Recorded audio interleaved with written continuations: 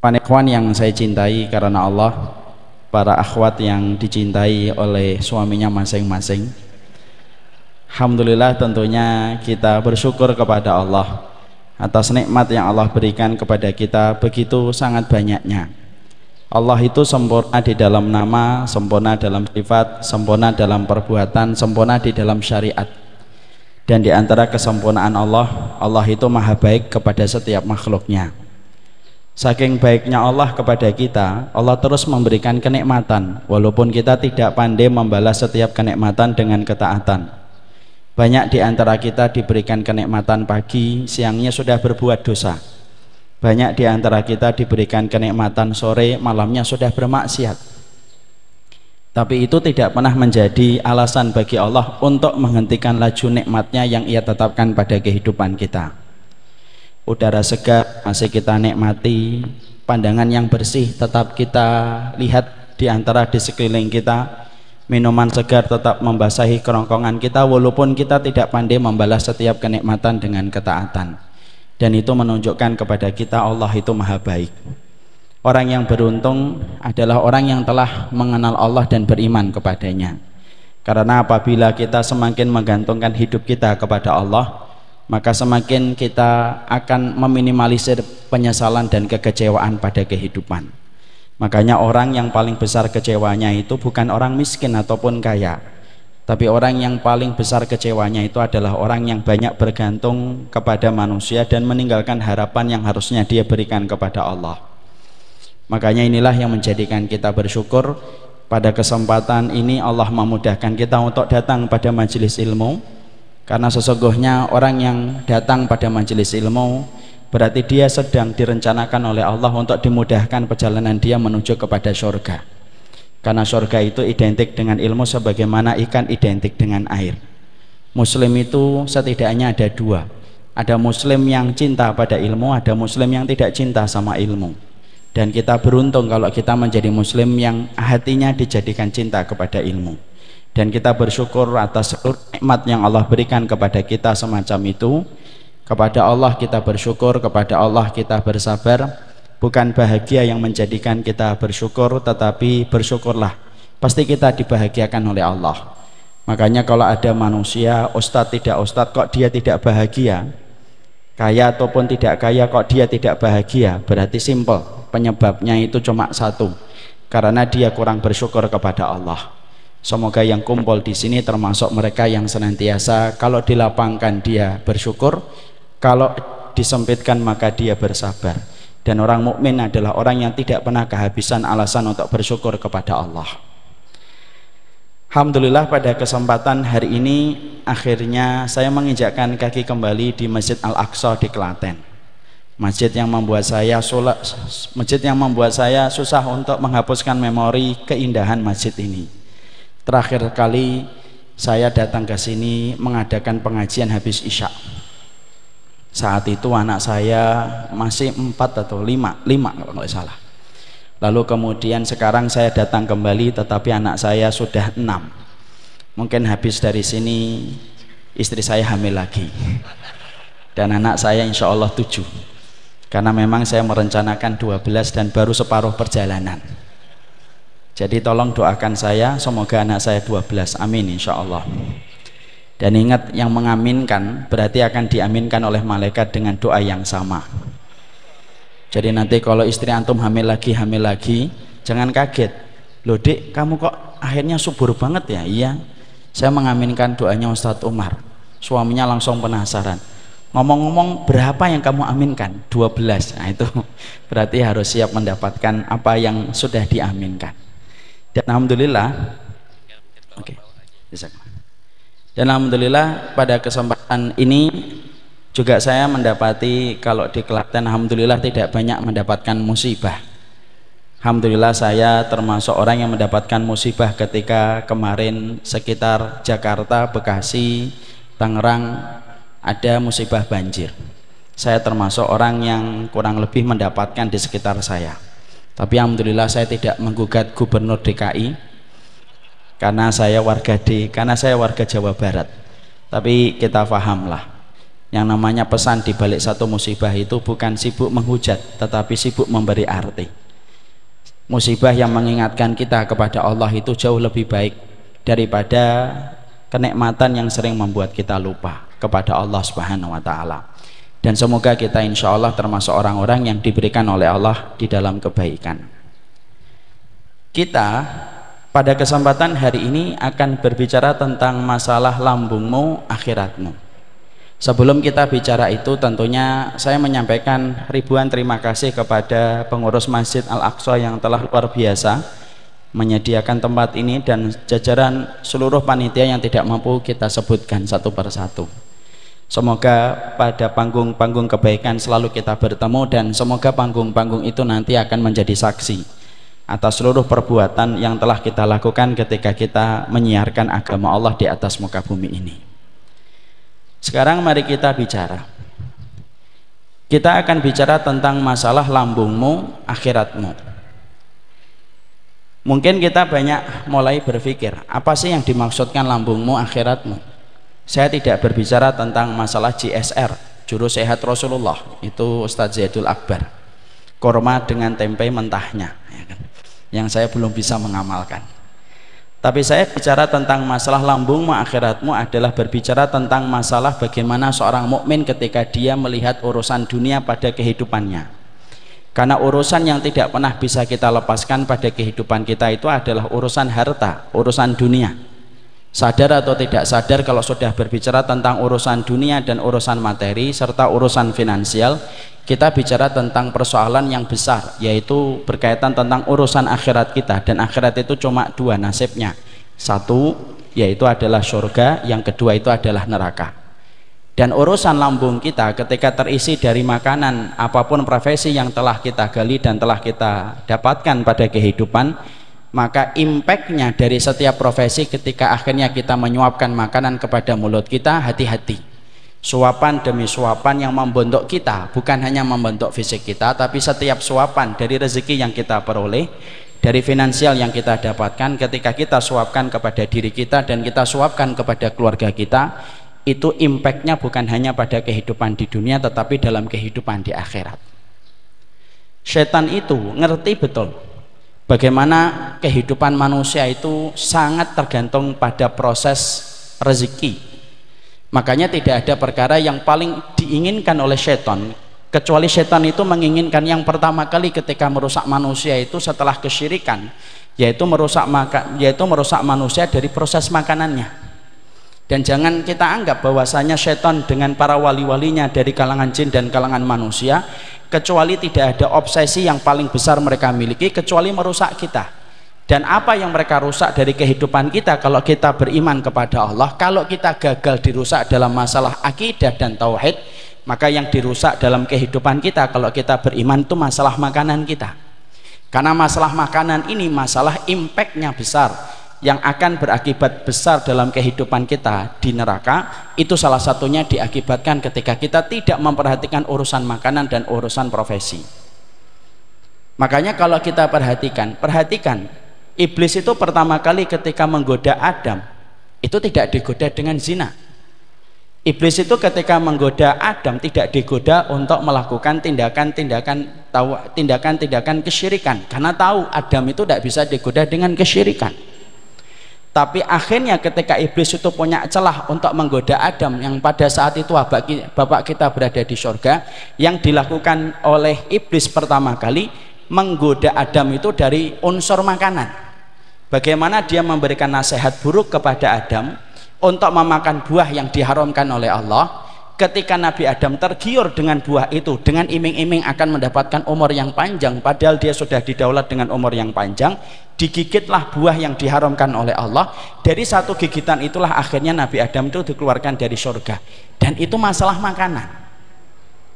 Jadi dosa pertama kali makhluk yaitu adalah ketika salah kias, yaitu adalah iblis. Iblis itu dosa pertamanya bukan sombong. Dosa pertamanya iblis itu adalah salah kias, ketika dia menempatkan unsur api lebih baik daripada tanah. Ketika salah kias, ketika salah analogi, dia sombong. Dosa pertama kali makhluk itu kias yang berakibat sombong. Tapi dosa pertama kali Adam dan anaknya itu bukan masalah kias, bukan masalah sombong. Tapi dosa pertama kali anak Adam itu adalah masalah makanan. Ketika dia mendapati iblis memberikan nasihat yang buruk, memberikan iming-iming kepada apa yang ditawarkan kepada Adam, sampai Adam memakan buah itu, jadilah Nabi Adam itu dikeluarkan dari surga. Dan itulah dosa pertama kali manusia, tidak berkaitan tentang masalah syirik, tidak berkaitan masalah zina, tetapi dosa pertama kali anak manusia itu adalah masalah makanan. Makanya ini menjadi satu hal yang kita harus waspadai. Makanya akhirnya masalah makanan itu selalu dijadikan menjadi salah satu materi yang diinginkan oleh orang-orang yang tidak beriman kepada Allah. Salah satu di antara agenda besar orang yang tidak beriman kepada Allah itu apa? Bagaimana mereka bisa merusak urusan kehidupan halal dan haramnya seorang muslim, karena mereka tahu betul kalau urusan makanan bagi kehidupan kaum muslimin sudah rusak, tidak mengerti tentang halal dan haram dalam apa yang mereka jumpa dan apa yang mereka dapat, mereka tahu sesungguhnya seluruh agenda mereka akan berjalan lancar ketika kaum muslimin sudah tidak memperhatikan urusan halal dan haram. Makanya terulang lagi, kalau antum perhatikan di dalam sejarah dan di dalam sirah, para sahabat pun hampir-hampir tergelincir untuk memakan sesuatu yang diharamkan oleh Allah, ketika kemudian mereka itu digoda oleh setan.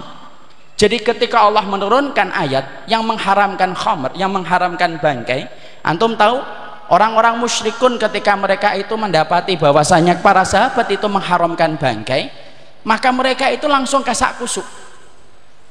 Lalu mereka mendatangi para sahabat, lalu mereka berusaha supaya kaum muslimin itu memakan bangkai, padahal bangkai telah diharamkan oleh Allah dari langit yang ketujuh. Apa yang mereka lakukan? Antum nanti buka di dalam surat Al-An'am 121. Maka para wali-walinya syaitan itu dari kalangan orang-orang musyrik mendatangi para sahabat. Dan ketika mereka mendatangi para sahabat, apa yang dilakukan oleh mereka? Mereka berkata, loh, kalian itu sekarang sudah haramkan bangkai? Iya. Lalu kalian halalkan apa yang kalian sembelih dengan tangan kalian sendiri? Jawabannya iya. Orang musyrik lalu membuat narasi, sifat dari narasi yang dibuat sama orang musyrik itu merubah yang hak jadi batil, yang batil jadi hak. Apa yang dilakukan orang musyrik pada saat itu? Mereka berkata, kalian ini kaum yang aneh, mengaku kalian itu sebagai pecintanya Allah, tapi kalian haramkan bangkai, padahal bangkai itu yang mematikan, bangkai itu yang mematikan binatang itu Allah, yang mematikan Allah malah kalian haramkan. Tetapi apa yang kalian sembelih dengan tangan kalian sendiri malah kalian halalkan. Loh, sejak kapan tangan kalian lebih suci daripada apa yang dilakukan Allah? Logis atau tidak logis? Logis. Masuk akal atau tidak masuk akal? Masuk akal banget. Ketika para sahabat mendapati itu, hampir-hampir mereka itu ragu. Oh iya ya, bangkai itu kan yang mematikan adalah Allah. Adapun hewan sembelihan yang kita sembelih dengan tangan kita sendiri, itu yang mematikan tangan kita. Kenapa kita haramkan apa yang dilakukan oleh Allah dengan perbuatannya ketika mematikan binatang lalu menjadi bangkai, tapi kita berani untuk menghalalkan apa yang kita sembelih dengan tangan kita sendiri? Emang tangan kita lebih suci daripada perbuatannya Allah? Tuh lihat, narasi itu bahayanya kayak gitu. Para sahabat hampir-hampir kemudian mereka itu menghalalkan kembali bangkai yang sudah dihalalkan, yang sudah diharamkan oleh Allah. Maka akhirnya Allah turunkan surat Al-An'am. Allah mengatakan, wala ta'kulu mimma lam yudhkar ismullahi alaihi wa innahu lafisq wa inna syayatina la yuhuna ila awliyaihim liyujadilukum wa in ata'tumuhum innakum lamusyrikun. Allah sampai turunkan satu ayat, di situ tegas betul Allah itu pingin untuk menjelaskan posisi yang disampaikan oleh Allah. Jangan sekali-kali makan, kecuali kemudian jangan sekali-kali makan sesuatu binatang yang tidak disembelih nama Allah. Barang siapa yang makan binatang yang tidak disembelih dengan nama Allah, dengan tangan kalian menyembelih dengan menyebutnya nama Allah, maka kalau kalian makan binatang yang tidak disembelih dengan menyebut nama Allah, maka perbuatan itu fasik. Wa inna syayatina, dan sesungguhnya setan dari kalangan jin dan kalangan manusia itu berusaha betul bagaimana kemudian mereka itu kemudian membantah kalian, membuat narasi, karena pekerjaannya orang yang tidak beriman itu membuat narasi. Ujung dari narasi itu untuk merubah yang hak menjadi batil, batil menjadi hak. Liyujadilukum, untuk membantah kalian terhadap kebenaran yang aku sampaikan. Lalu Allah menutup ayat ini dengan ketegasan yang luar biasa yang membuat para sahabat itu tersadar. Wa in ata'tumuhum innakum lamusyrikun. Kalau kamu sampai taat dengan apa yang disampaikan oleh narasi orang musyrik untuk menghalalkan kembali bangkai, apa yang sudah dihalalkan, apa yang sudah diharamkan oleh Allah, innakum la musyrikun, hati-hati loh, kalian bisa menjadi musyrik setelah kalian itu beriman. Di situ kita menjumpai, Masya Allah, berarti urusan makanan itu menjadi salah satu perhatian besar orang yang tidak beriman. Orang kalau tidak beriman hari ini, kalau mendapati kaum muslimin, susah untuk digoyang imannya, susah untuk digoyang akidahnya. Yang akan mereka lakukan adalah mengepung kita dengan makanan haram, mengepung kita dengan profesi-profesi yang dibuat oleh mereka, tapi profesi itu terdapat di dalamnya syubhat, terdapat di dalamnya haram, karena mereka belajar dari nenek moyang mereka yang pertama kali menggelincirkan Adam itu bukan dengan zina, menggelincirkan Adam bukan dengan pembunuhan, tapi menggelincirkan Adam itu dengan makanan. Nggak usah ngegas Ustaz, ini nggak ngegas, menasihati diri sendiri. Jadi urusan makanan itu urusan penting. Makanya disitulah kita mendapati, itulah bagaimana kita mendapati makanan itu unsur terpenting. Makanya kalau kita hari ini melihat, kenapa ya setiap tempat kaum muslimin itu terdolimi, tetapi kemudian kita berdoa, kunut nazilah diselenggarakan di mana-mana, tapi kita mendapati keadaan tidak berubah. Mungkin salah satunya yang mendoakan karena sudah tersentuh dengan makanan haram atas keberhasilan program orang yang tidak beriman, akhirnya doa kita itu tidak nyampe kepada Allah. Akhirnya kita ini mendoakan saudara-saudara kita yang hari ini terdolimi, walaupun kunut nazilah sudah diselenggarakan, walaupun penggalangan dan solidaritas sudah dikerjakan, tapi kenapa keadaan tempat-tempat terdolimi itu tidak banyak berubah, padahal yang mendoakan ribuan? Karena mungkin di antara ribuan itu banyak tersangkut dengan yang syubhat dan haram, dan itu menjadi pelajaran penting untuk kita. Saya ada sebuah kisah yang saya baca dalam Tarikh Baghdad. Dalam kitab tersebut diterangkan ada pemimpin dolim, betul namanya Hajjaj bin Yusuf. Hajjaj bin Yusuf ini Masya Allah, kegemarannya, kesukaannya mengalirkan darah, hobinya itu bunuh orang, Masya Allah. Jadi kalau ada di antara antum hobinya itu mancing, masih mending. Hobinya Hajjaj bin Yusuf itu gorok orang. Akhirnya dia menjadi salah satu pemimpin yang didoakan keburukan oleh para ulama. Salah satu tempat yang tidak suka dengan kepemimpinan Hajjaj bin Yusuf itu daerah Irak. Daerah Irak itu salah satu pusat peradaban pada zaman dulu, ikhwan. Makanya antum melihat ya hari ini, kenapa Irak kok tidak pernah tenang, Ustaz? Karena memang dari dulu orang yang tidak beriman itu tidak senang Irak, karena dia pusat peradaban. Makanya ada Busrah, ada Basrah, ada Kufah. Ilmu nahwu aja berkembang sampai madhabnya itu terbagi dua itu di Irak.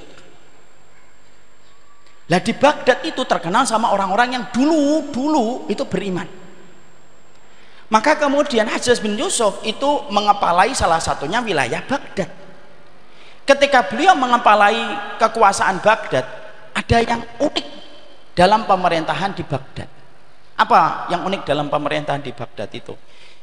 Di Baghdad itu setiap pemimpin yang ditunjuk oleh Hajjaj bin Yusuf itu tidak mampu bertahan lama. Ada aja musibah yang didapatkan. Kenapa setiap pemimpin di Irak tidak pernah bertahan lama ketika ditunjuk oleh Hajjaj bin Yusuf? Karena setiap pemimpin yang ditunjuk oleh Hajjaj bin Yusuf, maka seketika orang-orang Irak yang saat itu terkenal dengan ketakwaannya kepada Allah langsung mengangkat tangan dan langsung menggelegar di langit dan diterima oleh Allah. Makanya pemimpin yang menguasai Baghdad itu tidak pernah lama ketika ditunjuk oleh Hajjaj bin Yusuf. Hajjaj bin Yusuf ketika mendapati satu persatu pemimpin dan penguasa Irak yang ditunjuk sama dia tidak pernah bertahan lama di Irak menguasai Baghdad dan selalu mendapatkan musibah, Hajjaj bin Yusuf itu mikir keras, gimana ya caranya supaya pemimpin yang saya tunjuk di Baghdad ini bisa bertahan lama. Yang difikirkan oleh Hajjaj bin Yusuf, mikir lama, ternyata ketemu. Hajjaj bin Yusuf itu dolim, tapi pinter. Maka kemudian yang dilakukan Hajjaj bin Yusuf itu apa? Dia akhirnya memberikan perintah, instruksi kepada seluruh warga di Baghdad. Apa itu instruksinya? Dia mengatakan kepada seluruh warga di Baghdad, silahkan seluruh warga di Baghdad diperintahkan oleh beliau, diperintahkan oleh dia, diwajibkan oleh dia, ngumpulkan telur dan harus dikumpulkan di alun-alun kota Baghdad. Saat itu warga Baghdad ketika mendapatkan perintah untuk mengumpulkan telur sempat mikir, ini Hajjaj bin Yusuf ini apa lagi perintahnya ini, mengumpulkan telur ini buat apa? Tapi disertai ancaman, siapapun yang tidak mengumpulkan telur di alun-alun kota maka akan dikenakan hukuman yang berat. Para warga di Baghdad mikir, ya sudah, daripada mendapatkan mudarat, ya sudah kita kumpulkan telur. Kalau memang maunya Hajjaj bin Yusuf itu pengen untuk mendapatkan telur. Mungkin kalau kita yang mikir orang Klaten ini pasti pengen buat dadar raksasa ini kan gitu. Kalau kita yang mikir martabak, berapa telurnya? Ribuan. Kumpul satu persatu warga Baghdad mengumpulkan telur. Setelah kemudian terkumpul dari kejauhan, Hajjaj bin Yusuf ketika ngelihat gitu sudah pada ngumpulkan telur, dicek ada nggak warga yang tidak mengumpulkan telur. Tidak, semua setiap pintu dari rumah-rumah di Baghdad sudah memberikan telurnya dan dikumpulkan di alun-alun kota. Hajjaj bin Yusuf senyum dari kejauhan. Ini ada di dalam kitab. Setelah itu Hajjaj bin Yusuf berkata di dalam hatinya, biarkan telur itu di situ. Dia memberikan perintah kepada para pasukannya dan bawahannya, biarkan telur di situ, jangan diutek-utek, dan usahakan telur-telur itu tidak dipecah. Mungkin antum juga masih bingung kan, ngapain gitu? Antum aja masih bingung. Saya juga saat membaca kitab juga, ini maksudnya apa yang mengumpulkan telur? Lalu kemudian ternyata setelah 1 hari, maka kemudian Hajjaj bin Yusuf memberikan perintah berikutnya. Apa perintah berikutnya? Setiap warga yang telah mengumpulkan telur 1 hari yang lalu, maka kemudian wajib untuk mengambil telurnya masing-masing, dan itu harus diambil kembali di alun-alun kota. Para warga ketika mendapatkan perintah itu langsung bingung, ini apa lagi perintahnya ini? Nggak jelas banget sih apa yang dimau oleh Hajjaj bin Yusuf. Akhirnya kemudian warga bersungut-sungut ngambil kembali telur. Ketika mereka sudah sampai ke alun-alun kota, mereka mulai bingung, telur saya itu yang mana? Karena telurnya jumlahnya ribuan, dan telur itu tidak sama bentuknya. Ada yang lebih besar, ada yang lebih kecil, ada yang gede banget. Mungkin ada yang telur bebek. Kalau ada bebek di sana, saya nggak tahu bebek ada atau tidak. Tapi kemudian mereka bentuknya beda-beda. Karena kemudian para warga di situ akhirnya kebingungan, ini mana yang telurnya itu? Akhirnya mereka mengambil serampangan. Ada yang datang hari lalu membawa telur yang kecil, pulang membawa telur yang lebih besar. Ada yang hari kemarin bawa telur yang besar, dia kemudian pulang membawa telur yang lebih kecil yang sebenarnya bukan miliknya. Dan itu diambil semuanya. Maka setelah semua telur di alun-alun kota diambil semuanya oleh warga, Hajjaj bin Yusuf itu dari kejauhan itu mikir, cocok, kalau kata bahasa ini mantul, mantap betul ini. Setelah kemudian semuanya ngambil telur, dibiarkan selama 3 hari sampai 7 hari, kalau tidak salah 3 atau 7 hari. Lalu kemudian Hajjaj bin Yusuf memilih lagi bawahannya siapa yang akan menjadi penguasa Baghdad. Setiap bawahnya Hajjaj bin Yusuf yang ditunjuk oleh Hajjaj bin Yusuf untuk kemudian menjadi pemimpin di Baghdad itu ketakutan. Dan kemudian ada yang ketakutan, kamu jadi pemimpin Baghdad. Dia sempat berkata, jangan saya Hajjaj bin Yusuf, yang lain aja. Karena dia tahu di situ tuh luar biasa kalau didoakan. Kalau alhamdulillah warga Baghdad kan, kalau warga Indonesia mungkin akan mengatakan di situ mistiknya kuat banget, kan itu orang Indonesia. Tapi kemudian setiap pemimpin yang ditunjuk oleh Hajjaj bin Yusuf itu akhirnya kemudian berkata, jangan saya. Hajjaj bin Yusuf mengatakan, sudah, kamu jadi pemimpin di Baghdad dan aku jamin tidak terjadi apa-apa sama dirimu. Akhirnya betul, pemimpin baru yang ditunjuk sama Hajjaj bin Yusuf menjadi pemimpin di Baghdad. Ketika menjadi pemimpin di Baghdad, maka kemudian sebagaimana kebiasaan warga Baghdad, warga Irak, mendapati pemimpin yang baru yang ditunjuk oleh Hajjaj bin Yusuf, maka mereka mengangkat tangan supaya kemudian pemimpin itu tidak bertahan lama di kota Baghdad. Tapi mereka mengangkat tangan 1 hari, 2 hari, 3 hari, 4 hari, 5 hari, 6 hari, sampai 1 bulan tidak terjadi apa-apa terhadap pemimpin baru yang baru ditunjuk oleh Hajjaj bin Yusuf. Dan warga Irak dan Baghdad itu bingung, loh kok tiba-tiba doa kami tidak mustajab? Ini kenapa? Ketika mereka mendapati doa mereka tidak lagi mustajab sebagaimana sebelum-sebelumnya, ketika mereka sudah mengangkat langsung dikabulkan oleh Allah, maka kemudian akhirnya warga Baghdad ini berbondong-bondong untuk mencari seorang ulama yang hanif, ulama yang lurus. Lalu mereka menceritakan tentang apa yang terjadi dalam diri mereka ketika doa mereka tidak lagi mustajab sebagaimana sebelumnya. Ulama itu cuma berkata, apa yang terjadi pada kalian 1 bulan ini? Tidak terjadi apa-apa. Kemudian ulama itu berkata, apa yang diperintahkan berkaitan tentang makanan. Ketika disebutkan makanan oleh ulama yang hanif ini, para warga di Baghdad langsung mikir, kami diperintahkan untuk mengumpulkan telur. Terus kami kumpulkan telur. Terus setelah 1 hari telur itu disuruh ngambil kembali. Terus kalian mengambil telurnya milik kalian masing-masing. Tentunya tidak bisa, wahai guru kami, karena sesungguhnya telurnya terlalu banyak.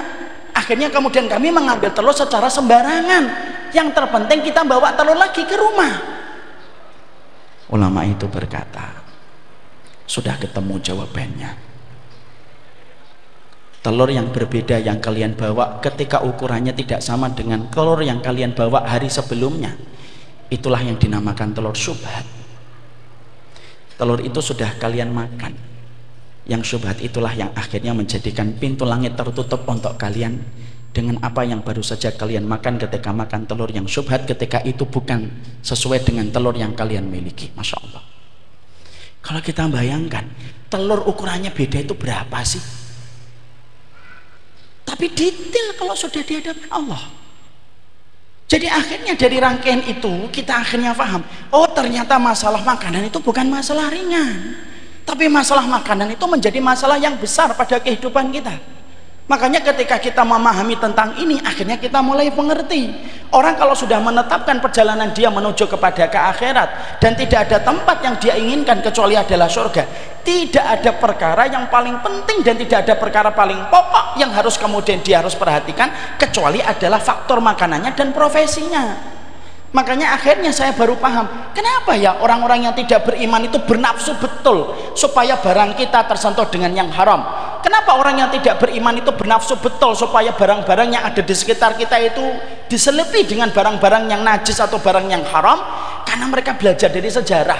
Kalau setiap muslim sudah makan yang bersih, apa yang mereka makan tidak najis, apa yang mereka makan sudah tidak lagi haram, apa profesinya sudah tidak lagi syubhat, maka mereka setiap ngangkat tangan tidak ada penghalang antara dia dengan langit. Dan itulah yang menjadikan kita merenung, urusan makanan tidak sederhana yang sering difikirkan, apalagi pada zaman hari ini ketika materialistik mengepung pada kehidupan kita. Orang itu kalau hari ini itu kan kalau sudah materialistik apa yang dipikir? Yang dipikir itu yang penting dapat duit. Makanya omongannya orang kalau sudah materialistik kita apa? Mau cari yang haram aja susah, apalagi yang halal. Bahkan di daerah Demak sampai kita mendapati ada satu tempat pijet-pijet plus itu ketika dikepung, digerebek sama polisi, marah-marah dia. Dan sempat bilang apa? Loh Pak, kalau semuanya kerjanya benar dan tidak ada yang ambil kerjaan kayak saya membuka pijet plus, neraka nanti sepi. Coba. Dan itu nyata, videonya viral. Tapi itu kemudian akhirnya membukakan kepada kita, kalau kita sebagai orang yang menetapkan tidak ada obsesi terbesar pada kehidupan kita yaitu kecuali surganya Allah, barulah di situ kita paham berarti urusan makanan dan pekerjaan itu menjadi urusan paling penting. Karena urusan harta itu kaedahnya cuma 2. Kalau hartamu halal, hisabnya panjang. Kalau hartamu haram, adabnya pedih. Dan tidak ada kaedah yang ketiga. Dan itu yang kita harus mengerti. Maka setelah kita akhirnya memahami tentang itu, akhirnya saya bisa mengatakan berarti profesi itu serta makanan halal itu selayaknya pipa besar dalam kehidupan kita. Jadi kalau boleh saya mengibaratkan, pipa besar kita itu salah satunya adalah makanan dan profesi kita. Yang mana kalau saya sudah mengilustrasikan bahwasanya profesi dan makanan kita itu selayaknya pipa besar. Pipa besar ini nyambungnya ke banyak pipa-pipa yang lainnya. Yang mana kalau ini bersih, yang lainnya ikut bersih. Tapi kalau yang pipa besarnya ini kotor, maka yang lainnya pun akan menjadi kotor. Makanya kalau akan membereskan kualitas hidup, selain memperhatikan bagaimana hubungan kita sama orang tua, kualitas hidup itu sangat tergantung pada proses makanan yang kita harus perhatikan. Harusnya kita teliti sebelum kita masukkan makanan itu ke dalam perut kita dan kita suapkan kepada anak kita. Kenapa? pipa urusan kehidupan kita tergantung bagaimana pipa besar ketika kita mengambil harta. Kalau di sini kotor, yang lainnya menjadi kotor. Kalau di sini bersih, yang lainnya itu akan menjadi bersih. Dan itulah yang menjadikan kita akhirnya paham. Urusan makanan tidak hanya urusan mengenyangkan perut. Urusan profesi tidak hanya urusan berbangga-bangga terhadap karir yang telah kita miliki, tapi urusan profesi dan makanan itu urusan besar yang sangat diperhatikan oleh Allah. Makanya akhirnya kita mendapati dalam salah satu hal, intinya sunnah itu ternyata bertumpu pada 3 perkara. Makanya kalau kita kaitkan dengan penjelasan Nabi, akhirnya kita dapatkan korelasinya sebagaimana yang dijelaskan oleh Imam Ibnu Rajab di dalam kitabnya Jami'ul Ulum wal Hikam. Dalam kitab Jami'ul Ulum wal Hikam disampaikan dan diterangkan, sesungguhnya hadis Nabi itu jumlahnya ratusan ribu.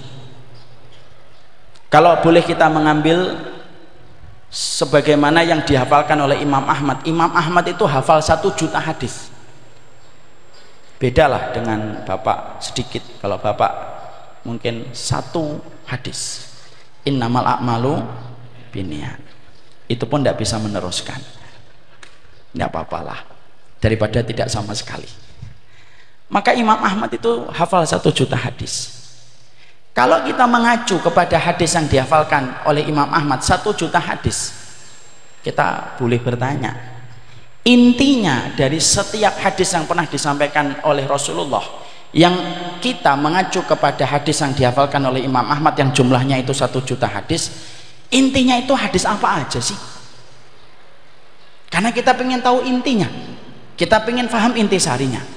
Imam Ibnu Rajab lalu kemudian menyampaikan kepada kita, intisari dari semua hadis yang disampaikan oleh Rasulullah itu, ternyata intisari dari semua hadis yang disampaikan Nabi itu ada 3 hadis. Jadi kalau kita mengibaratkan dan mengilustrasikan hadis Nabi itu kayak lingkaran, lingkaran ini terbagi menjadi 3 yang menjadi kekuatan dari semua hadis yang disampaikan Nabi. Jadi semua hadis yang pernah disampaikan Nabi dan Rasulullah itu pasti ada kaitannya dengan 3 hadis ini. Hadis yang pertama dari Umar bin Khattab radhiyallahu anhu, hadis yang kedua hadis dari Aisyah radhiyallahu anha, hadis yang ketiga dari Nu'man bin Bashir radhiyallahu anhu. Hadis dari Umar bin Khattab itu apa? Innamal a'malu binniyat. Artinya sepertiga dari seluruh keseluruhan hadis Rasulullah dan sunnah Nabi, intinya itu adalah jaga niat. Jagalah perkataan dan perbuatan kita semata-mata niatnya karena Allah. Itu sepertiga dari hadis yang disampaikan Rasulullah yang jumlahnya kalau kita mengacu kepada Imam Ahmad jumlahnya adalah 1 juta. Hadis yang kedua, hadis dari Aisyah. Apa itu kemudian bunyinya? Man ahdasa fi amrina hadza ma laysa minhu fahuwa raddun. Barang siapa yang mengadakan sesuatu perkara yang baru yang tidak pernah kami perintahkan, maka itu tertolak. Ini hadis tentang masalah ilmu. Perhatikan ilmu sebelum kita berkata, perhatikan ilmu sebelum kita berbuat. Dan itulah yang dinamakan dalil. Yang ketiga, hadis yang kemudian menjadi sepertiga yang terakhir itu adalah hadis dari Nu'man bin Bashir. Ketika kemudian Rasulullah itu mengatakan, innal halala bayyinun wa innal harama bayyinun wa bainahuma umurun mutasyabihat la ya'lamuha katsirun minan nas. Rasulullah SAW kemudian mengatakan, yang halal itu jelas, yang haram itu jelas, yang tidak jelas itu adalah yang samar-samar antara yang halal dan haram, yang tidak diketahui oleh manusia. Hadis Nu'man bin Bashir ini bercerita tentang apa? Proses makanan. Berarti kalau kita mendapati hadis Rasulullah, kalau tidak kaitannya dengan niat, ya kaitannya dengan ilmu. Kalau tidak kaitannya dengan ilmu, kaitannya dengan proses makanan. Betul-betul makanan itu halal atau makanan itu haram, atau jangan-jangan makanan itu syubhat. Makanya kalau ada orang mengatakan dan menepuk dirinya, saya ini faham sunnah tapi makanannya masih haram, tidak bisa dikatakan dia faham sunnah. Karena sesungguhnya indikator kefahaman kita terhadap sunnahnya Nabi, yaitu ketika kita perhatikan niat kita, kalau kita perhatikan bagaimana setiap dalil ketika berkata dan berbuat. Yang ketiga, ketika kita memperhatikan makanan. Jadi kalau antum tiba-tiba mengatakan atau dikatakan antum tidak sunnah, tidak usah sedih, karena intinya sunnah bukan pada perkataan manusia. Perkataan sunnah itu bukan yang kita dapatkan dari pengakuan lisan manusia, Tapi sunnah itu merupakan sesuatu yang sifatnya kita dapatkan dengan pembuktian. Siapapun yang memperhatikan niatnya, siapapun yang memperhatikan masalah dalilnya, dan siapapun yang memperhatikan masalah makanan, berarti itu adalah faham sunnah. Makanya ini berkaitan tentang kefahaman kita terhadap sunnah. Makanya tidak main-main. Makanya ketika kemudian ada banyak orang, ketika dia ngomong saya sudah lama ngaji Ustaz, ternyata profesi yang disebutkan banyak bersinggungan dengan yang haram, banyak bersinggungan yang syubhat. Sebenarnya ngajinya belum sepenuhnya dia paham. Kenapa dia belum sepenuhnya paham? Karena dia tidak mampu meninggalkan sesuatu yang paling tidak bermanfaat, dan sesuatu yang paling tidak bermanfaat itu adalah urusan yang berkaitan tentang masalah makanan. Dan itulah yang menjadikan kita akhirnya mengerti, berarti ini berkaitan tentang perkara besar pada kehidupan kita. Jadi orang yang paham sunnah itu memperhatikan makanan. Makanya Nabi Muhammad SAW termasuk orang yang paling detail kalau sudah memperhatikan masalah makanan. Pernah antum jumpai ada satu riwayat bagaimana Rasulullah SAW pernah kedapatan Hasan atau Husain masuk ke dalam rumahnya beliau. Masuk ke rumahnya beliau lalu mengambil kurma, tetapi itu kurma zakat. Kita harus mengerti zakat itu haram bagi Nabi dan haram bagi keturunan Rasulullah. Jadi keturunan Nabi itu tidak ada yang boleh makan zakat. Mereka boleh menerima hadiah, tapi mereka tidak boleh menerima zakat. Dan itu berlaku bagi keturunan-keturunan Rasulullah SAW. Husain ini masuk ke rumahnya Rasulullah, ngambil kurma.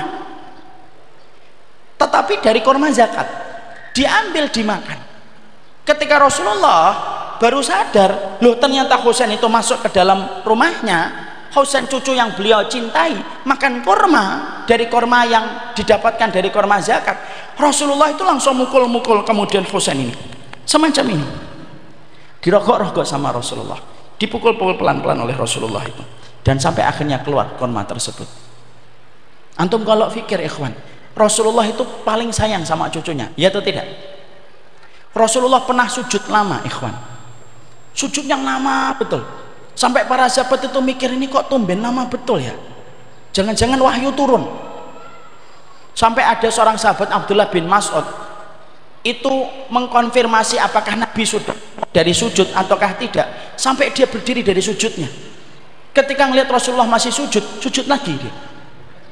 Dan pada saat itu sedang ada Hasan dan Husain itu sedang bermain-main di sujudnya, di punggungnya Nabi, dan Nabi tidak mau mengganggu, untuk menggambarkan sayangnya Rasulullah kepada kedua cucunya. Tapi konteksnya berbeda. Sayangnya Nabi itu berbeda ketika Rasulullah mendapati Husain masuk mengambil kurma dari kurma zakat. Rasulullah mendapati Husain yang masih belia, yang harusnya ketika makan kurma itu, zakat itu, kalau menurut kita adalah biasa, anak kecil, insya Allah dimaafkan sama Allah, kan mungkin gitu. Tapi ternyata ketika Rasulullah tahu bahwasanya kurma yang dimakan itu adalah kurma zakat, Rasulullah itu langsung menepuk-nepuk punggungnya, langsung berusaha untuk mengeluarkan makanan tersebut. Kenapa? Karena Rasulullah tahu ini makanan kurma kalau sudah masuk ke perut, padahal itu dari sesuatu yang tidak diperbolehkan bagi keturunan Nabi, itu impactnya dan efek buruknya itu lebih besar daripada apa yang dinikmati ketika dikecap di dalam lisan. Makanya Nabi sampai setegas itu. Dan peristiwa itu dikomentari oleh para ulama, kenapa Nabi setegas itu ketika mendapati cucunya makan dari kurma zakat, padahal cucunya masih belia, belum terkena beban taklif, belum terkena beban hukum, tapi Nabi begitu tegas ketika mengeluarkan kurma itu, karena Nabi tahu ini urusan adalah urusan besar yang berkaitan tentang ibadah dan urusan akhirat. Dan itu menggambarkan, Masya Allah, berarti kita semakin sadar lah, selama ini kita ini tidak pernah peduli. Makanya saya itu kaget-kaget pernah dapetin ada satu video, ada orang Belanda menceritakan seluruh bagian dari babi itu hari ini masuk ke dalam produk-produk yang mungkin ada di sekitar kita. Saya tuh mikir gitu ketika pernah ngeliat video itu, mungkin antum ada yang pernah dapetin video itu, orang Belanda, perempuan cerita tentang babi dalam satu screen, dalam satu layar, lalu dia cerita semua bagian dari babi itu tidak ada yang dibuang. Lalu ketika saya melihat video itu tuh mikir, ya Allah, kenapa mereka itu sampai memanfaatkan sampai part-part kecil dan detailnya babi itu masih dipakai. Bukan hanya urusan untuk mendapatkan margin dan untung, tapi pasti ada urusan yang mereka miliki ketika mereka memiliki agenda. Gimana setiap muslim itu bisa makan apa yang dimakan oleh mereka, supaya muslim itu tidak lagi memperhatikan batasan haram dan batasan halal. Karena yang mendapatkan keuntungan ketika muslim sudah tidak lagi memperhatikan halal dan haram, yang mendapatkan keuntungan mereka. Sebagaimana syaitan mendapatkan keuntungan ketika Adam itu makan buah yang diharamkan oleh Allah. Ini bukan masalah ekstrim dan ekstrim, tidak ada masalah ekstrim dan ekstrim. Ini bukan masalah radikal dan radikal. Ini bukan masalah itu. Ini masalah bagaimana kesucian kita. Dimana ini merupakan masalah yang penting pada kehidupan kita. Makanya akhirnya tepat kalau saya akhirnya berusaha untuk mengasih judul itu apa? Lambungmu akhiratmu. Karena persoalan lambung yang terkenyangkan itu bukan urusan kita kenyang lalu kita gelegean, kena sepoi-sepoi, kipas angin, tidur, bangun tidur lupa terhadap apa yang kita makan. Enggak, tidak sesederhana itu dalam kehidupan kita memandang makanan. Makanya akhirnya di situ kita menjumpai, Ustadz, kalau kita akhirnya sudah memahami betapa unsur makanan itu menjadi unsur yang penting pada kehidupan kita, apa yang kemudian kita akan dapatkan kalau kita itu sampai mengambil dan memperhatikan urusan makanan? Saya akan menceritakan beberapa poin penting, setidaknya ini supaya bisa menjadi sebuah peringatan serta motivasi untuk kita. Ternyata kalau kita memperhatikan yang halal itu, Allah akan memberikan banyak sekali hal-hal yang luar biasa yang datang pada kehidupan kita. Dimulai ketika kita senantiasa detail kalau memperhatikan masalah makanan. Anak itu punya istri ya, yang selalu kalau sebelum makan itu selalu ribet kalau dia itu memandang ada halal MUI-nya atau enggak. Dan saya termasuk orang yang merasa bersyukur istri saya itu selalu detail masalah itu. Anak-anak saya kalau sedang beli makanan itu tidak boleh dimakan di jalan sampai istri saya itu ngecek ada halalnya ataukah tidak. Dan itu diperhatikan, ada nggak halal, nggak ada tulisan MUI halal, langsung di skip, langsung kemudian dibuang. Saya bukan merasa terlalu ekstrim dan radikal, enggak. Tapi orang kalau memang sudah paham terhadap makanan itu, salah satu hal yang paling dia perhatikan dan paling dia ributkan itu tentunya adalah apa yang dia makan ketika dia mengkonsumsi satu suapan untuk dimasukkan dalam perutnya.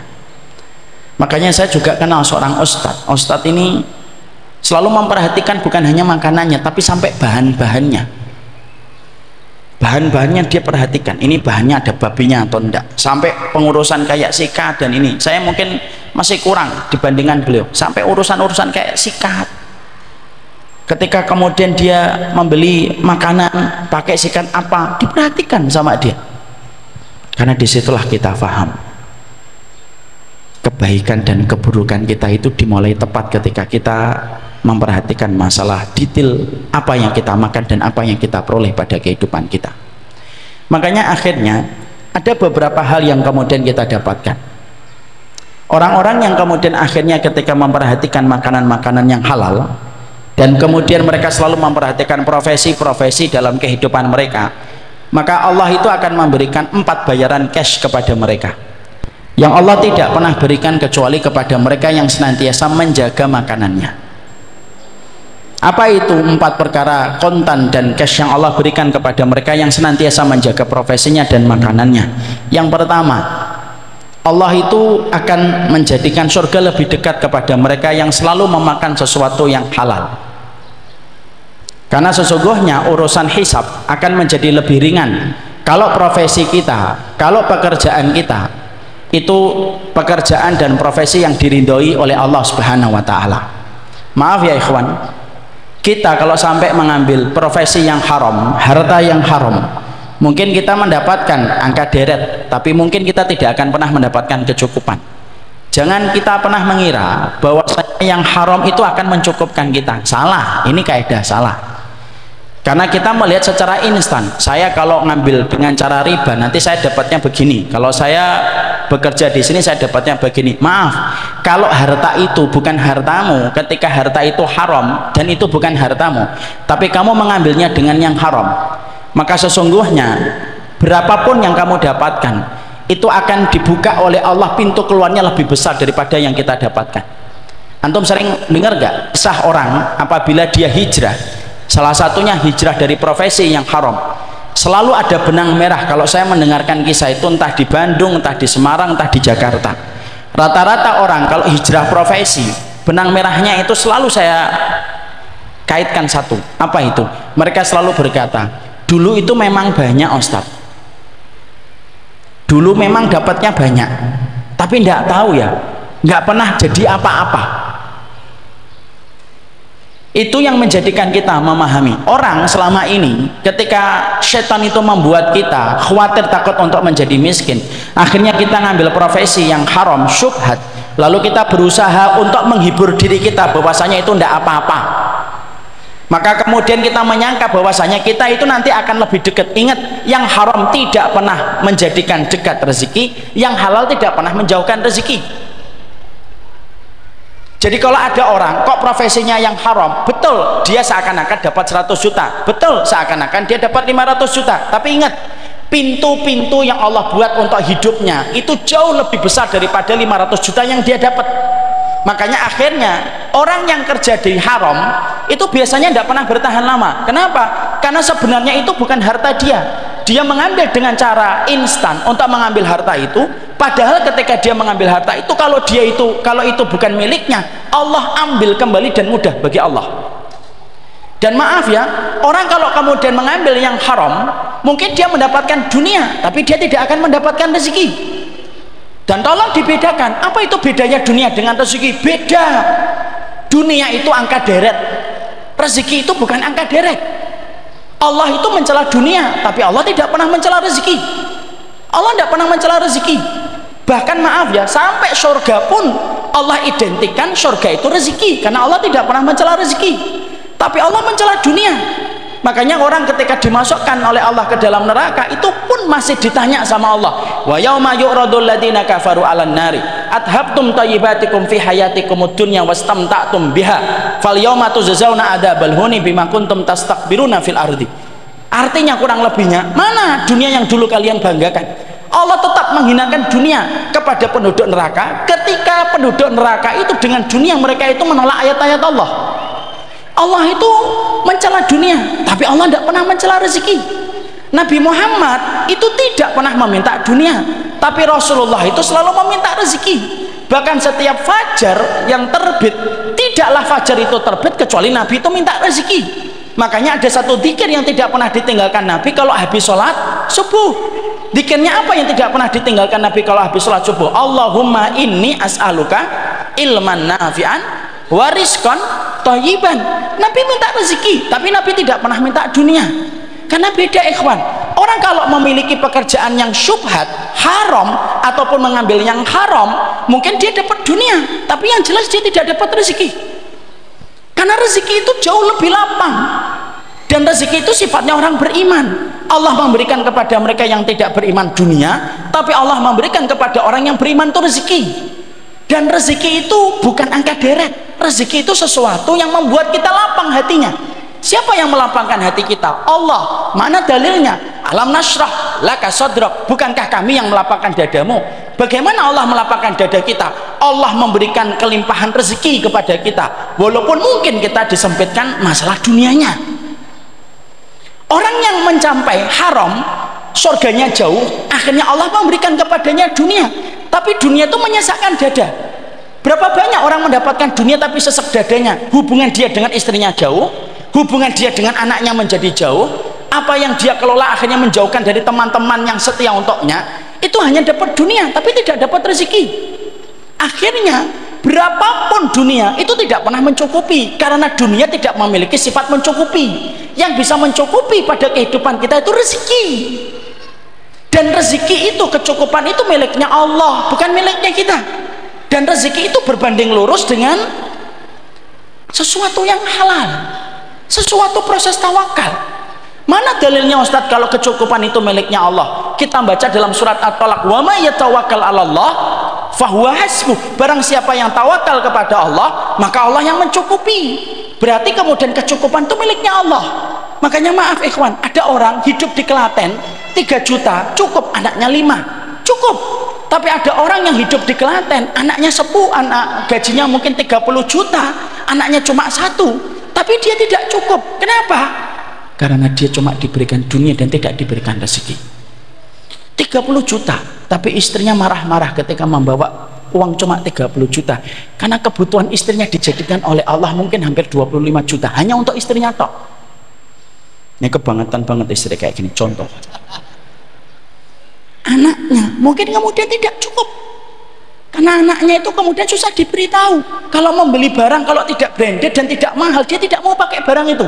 Maaf ya, banyak kita sering jumpai teman-teman kita menyusahkan orang tuanya tapi tidak pernah merasa menyusahkan orang tuanya. Membeli barang, kalau nggak bermerek, dibelikan dengan harga mahal, dia nggak mau pakai barang tersebut. Akhirnya orang tuanya itu kebingungan bagaimana mencukupi setiap barang branded yang ingin dimiliki oleh sang anak. Mungkin gajinya 30 juta, tapi kebutuhannya dibuat oleh Allah lebih daripada 30 juta yang dia dapatkan. Dan itu mudah bagi Allah. Kadang-kadang kita dapat rezeki kita cuma 3 juta, tapi di situ ada keberkahan. Berapa banyak orang 3 juta cukup, istrinya dikasih uang 2 juta itu pun masih lebih-lebih, bilang, "Mas, ini 2 juta kelebihan, Mas." Terus berapa? 500.000 aja. Nih, kalau ada akhwat kayak gini, Masya Allah, jangan dilepaskan lagi. Dia cukup 500.000, makanya ayam, makanya enak gitu. Nah, ini curiga juga yang kalau 500.000 makan ayam terus. Tapi kemudian cukup, anaknya jadi cukup. Anaknya kalau diberitahu, ini sering saya ambilkan contohnya di banyak tempat, anaknya kalau kemudian dikasih tahu sama bapaknya cukup, itu rezeki.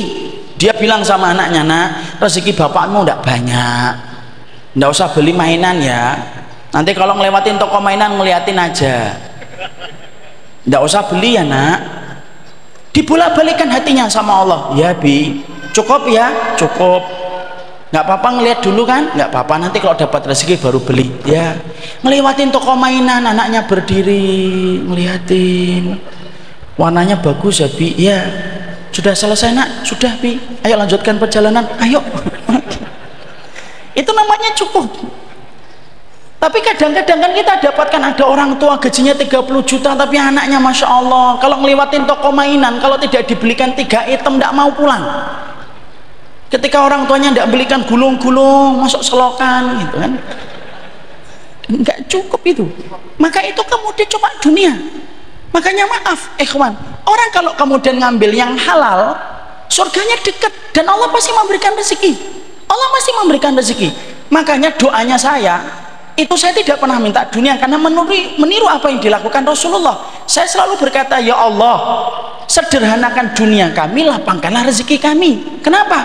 Karena rezeki itu sesuai dengan kelapangan hidup. Tapi kalau dunia itu sesuai dengan tuntutan yang tidak pernah ada habisnya. Makanya sampai kita mendapati hadis dari Rasulullah dalam satu riwayat yang sahih, Nabi sampai mengatakan, "Man kanat hamuhud dunya ja'ala faqrahu baina ainihi." Orang itu kalau hidupnya yang dicari dunia bukan rezeki, yang dicari itu dunia bukan akhirat, Allah itu akan menjadikan kacamata kefakiran itu tepat di pelupuk matanya. Masya Allah, bahasanya Nabi itu lembut betul, tidak dengan bahasa kasar. Nabi itu tidak pernah menggunakan bahasa kasar. Nabi bahasanya lembut. Orang kalau hidupnya hanya nyari dunia tok, Allah akan jadikan kacamata kefakiran tepat di pelupuk matanya. Apa itu artinya kacamata kefakiran? Berapapun yang dia dapatkan itu akan terasa kurang, karena kacamata kefakiran di matanya. Dia dapat 1M, mintanya 2M, dapat 2M, mintanya 3M, dan akhirnya dia terus tidak akan pernah cukup. Kenapa? Dunia itu tidak pernah memiliki sifat kecukupan kepada orang yang menggenggamnya. Makanya antum heran nggak kalau ada orang korupsi, loh kok sampai ratusan miliar, duitnya itu ya buat apa? Mau beli rumah di Klaten 500 juta sudah dapat 1000 meter, makan kotokan tahu cuma 3.500. Loh kok sampai kemudian dia korupsi itu sampai ratusan M, itu buat apa? Jangan antum kira kalau dia sudah korupsi ratusan M itu kemudian cukup, tidak akan pernah cukup, karena yang mencukupi Allah. Makanya kalau ada orang kok tidak memperhatikan masalah bagaimana profesinya dan hartanya, antum perhatikan, orang kalau sudah ngambil yang haram itu, kalau dia bangun tidur tidak ada yang dipikirkan kecuali duit, tidaklah dia tidur memejamkan mata kecuali yang dipikirkan itu duit. Dan orang yang ngikutin dunia itu letih ya kawan. Kenapa? Dunia itu berubahnya cepet banget. Coba antum lihat handphone, salah satu di antara komponen dunia. Handphone itu kan berubahnya cepet. Ingat gak dulu pertama kali handphone ketika ada pertama kali? Tebel, gede segini. Nokia, Bapak apa? Berarti tahun 90-an. Nokia ini Masya Allah gede. Kalau jatuh ke kucing, pingsan sih. Kemudian akhirnya berubah jadi handphone kecil. Ingat gak ada handphone kecil harganya 4 juta. Saya tuh dulu punya teman punya handphone kecil itu 4 juta. Semakin kecil semakin mahal. Sekarang enggak, gede banget, nutupin kepala kita. Karena dia berubah cepat. Makanya kalau orang itu sudah ngikutin dunia, enggak ada habisnya. Makanya kalau ada orang berkata, saya kok nggak pernah cukup, ya simple, pasti ada syubhat yang masuk. Karena kalau halal, Allah tidak mungkin meninggalkan orang yang menjaga dunianya, kecuali Allah yang mencukupi berbagai macam hal yang bisa menjadikan dia kecukupan. Antum, saya sampaikan ya, kisah dialognya Imam Syafi'i ini agak susah kita logika, sudah kita imani aja. Tapi ini dialog betul-betul terjadi pada salah satu kitabnya beliau. Ada orang itu lapor sama Imam Syafi'i, Imam, guru kami, saya itu kerja sebulannya dapat 4 dinar, kok enggak cukup ya? Imam Syafi'i itu ngomongnya simpel, sudah, ngomong sama majikanmu, pekerjaanmu apa? Pekerjaanku begini-begini. Apa yang kamu lakukan? Begini dan begini, begini dan begini. Imam Syafi'i lalu berkata, oh iya, ngomong sama majikanmu, suruh ngurangi, jangan 4 dinar tapi 3 dinar. Coba antum bayangkan, ngerasa kurang 4 dinar suruh ngurangin 3 dinar. Alhamdulillah yang tanya orang terdahulu, taat, patuh sama gurunya. Kalau hari ini antum yang nanya, saya jawab begitu, antum nanti akan tantang saya, antum pulang lewat mana sih? Gitu. Taat. Saya tadi mengatakan ini kalau di logika susah, akhi, harus diimani, karena perkataan para ulama merupakan pewaris para nabi. Imam Syafi'i adalah semuanya sepakat terhadap keilmuan dan komitmennya sunnah Imam Syafi'i kepada Rasulullah. Akhirnya orang tersebut ngomong sama majikannya, kurangin gaji saya. Majikannya sempat bingung, yakin kamu? Yakin? Siapa yang ngasih perintah? Imam Syafi'i. Wah, sudah Imam Syafi'i, sudah. Mungkin majikannya senang banget, wah boleh kalau kayak gini nih. Ini akhirnya sama orang tersebut 3 dinar, kerja lagi 1 bulan kurang, ngomong lagi sama Imam Syafi'i, saya sudah ngomong, sudah dikurangi 3 dinar, sudah ngelewatin 1 bulan tapi tidak cukup. Imam Syafi'i kemudian mantap lagi berkata, insya Allah yang ini tepat, ngomong sama majikanmu, kurangi jadi 2 dinar. Masya Allah, ikhwan. Antum coba pikirin, makanya tadi saya ngomong kan susah di logika, harus diimani dengan kacamata iman kepada hari akhir.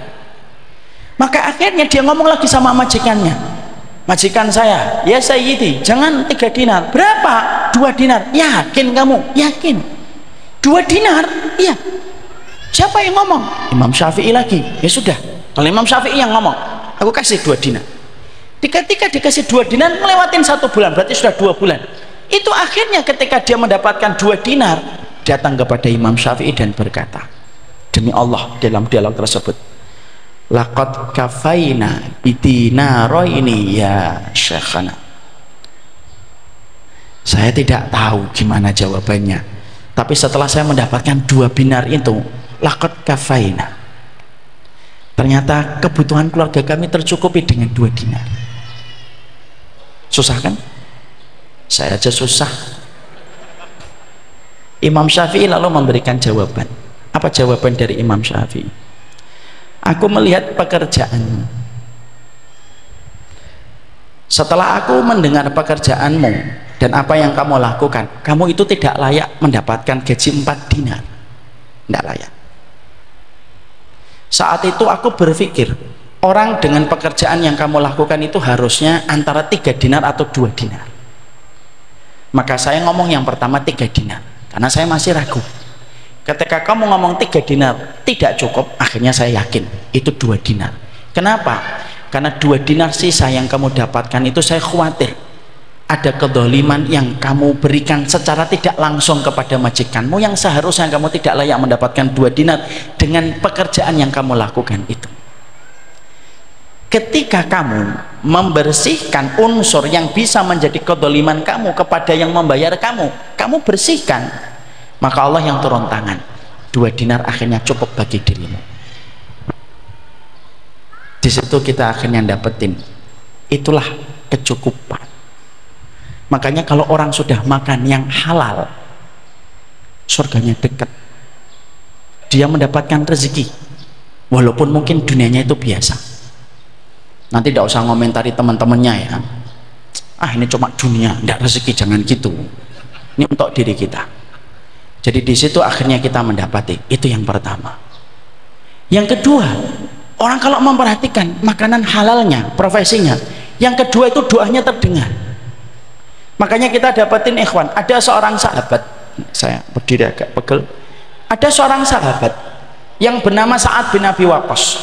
Sa'ad bin Abi Waqqas ini salah satunya itu, Masya Allah, Sa'ad bin Abi Waqqas ini orang yang luar biasa kalau memperhatikan makanan. Kalau kita mengenal sanad dalam hadis, kalau Sa'ad bin Abi Waqqas itu enggak, sanad itu dalam masalah makanan. Insya Allah, semoga Allah mengampuni kami ketika tidak bisa mengikuti beliau. Beliau itu sampai mengatakan, tidaklah satu makanan ketika sudah sampai ke tangan saya itu kecuali dia mengatakan, tidaklah makanan itu keluar sampai ke tangan saya kecuali saya harus tanya, dari mana, min aina kharajat wa min aina nabatat hatta tuqalu dzalika. Dia itu mengatakan, tidaklah saya mau makan sesuatu kecuali ini makanan dari siapa, munculnya dari mana, terus kemana, sampai dipastikan ke tangannya Sa'ad bin Abi Waqqas. Ketika sudah sampai ke tangannya Sa'ad bin Abi Waqqas, barulah kemudian ketika beliau tahu sanad dari makanan itu, baru kemudian beliau makan. Itu Sa'ad bin Abi Waqqas. Makanya doanya Sa'ad bin Abi Waqqas menjadi salah satu doa yang paling mustajab di antara para sahabat Nabi. Jadi kalau antum bertanya, siapa sahabat Nabi yang paling mustajab doanya? Sa'ad bin Abi Waqqas. Kalau tabi'in yang paling mustajab doanya, Uwais Al-Qarni. Dan salah satu di antara perkara yang menjadikan Sa'ad bin Abi Waqqas itu begitu bersih di dalam doanya dan ketika berdoa itu dikabulkan oleh Allah, karena bersihnya makanan dia.